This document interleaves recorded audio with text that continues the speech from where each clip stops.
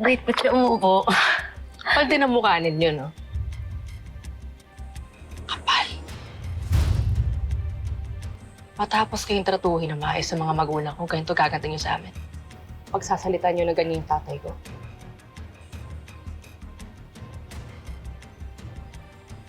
At ikaw, pinatira ka namin sa bahay, di ba? No questions asked. Tapos gaganyanin mo kami.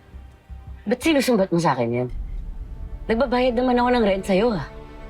Tinuring kitang parang kaibigan. Ako din naman, Olive. Naging kaibigan ako sa'yo. Actually, tinuring kitang mas higit pa sa kaibigan.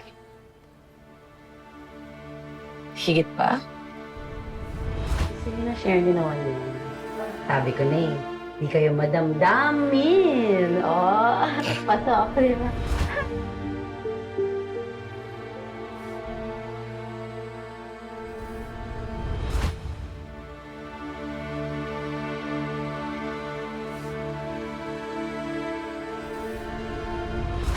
Napamahal ka na sa akin.